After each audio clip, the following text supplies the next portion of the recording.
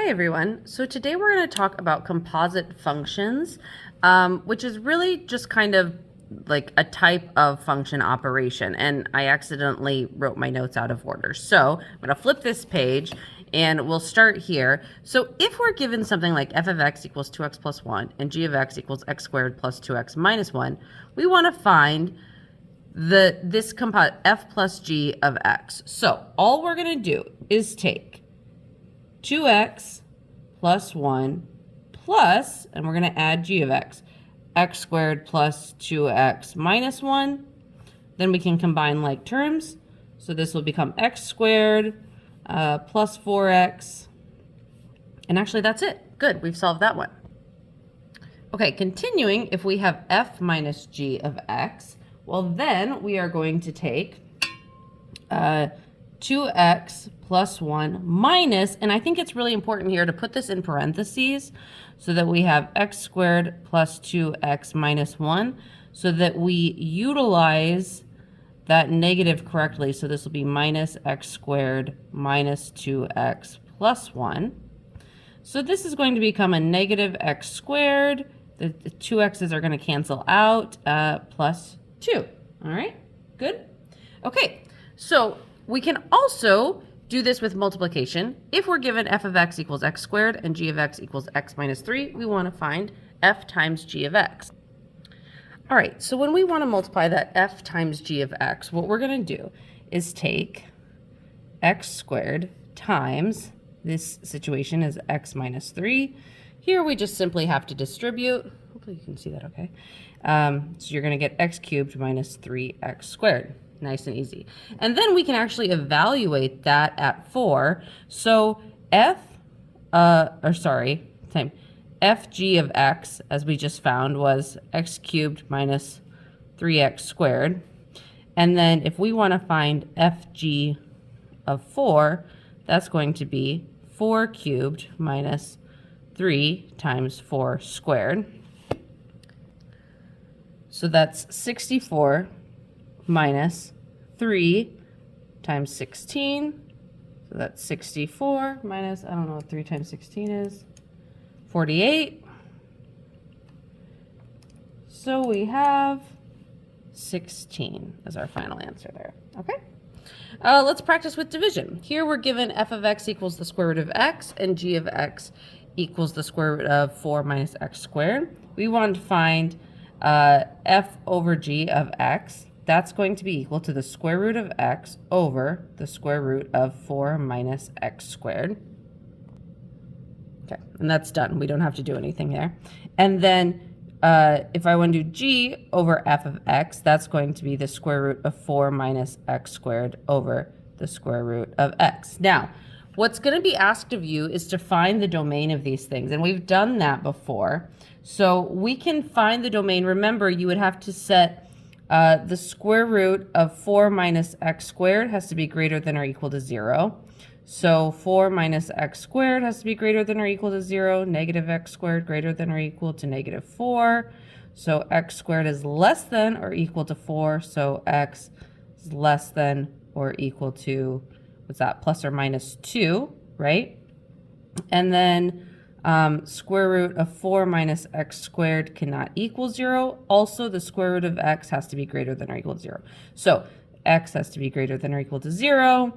Again, x cannot equal plus or minus 2. So actually, when we finally calculate this, the domain of f, the f domain, can you see that all right?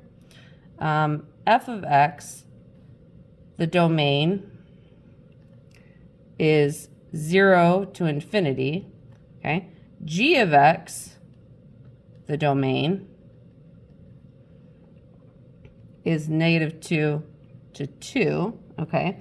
And the intersection is, here, the domain of f over g of x, I'll put this in orange so we can see this.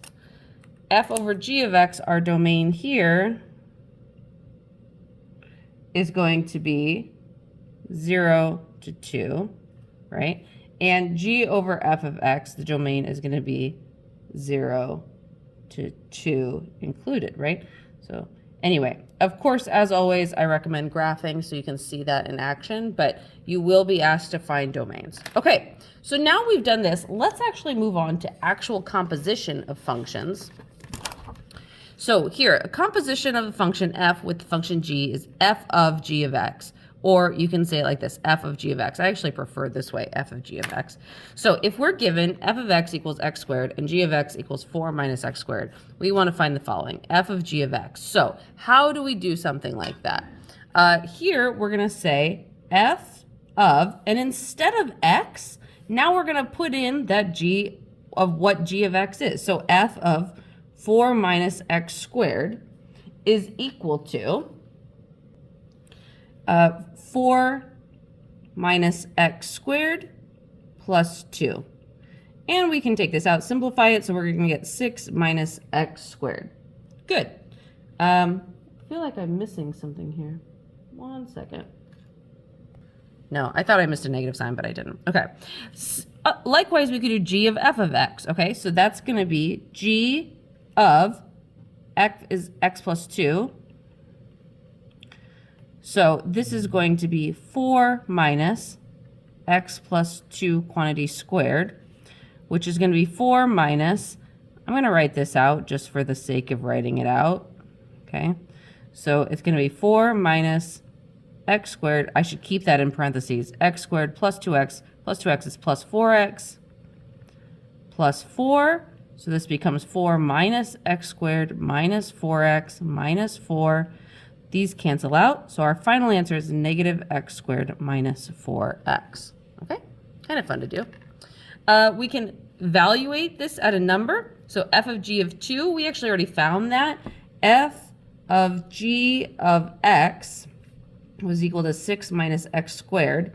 So f of g of 2 is 6 minus 2 squared. So that's 6 minus 4, which is 2.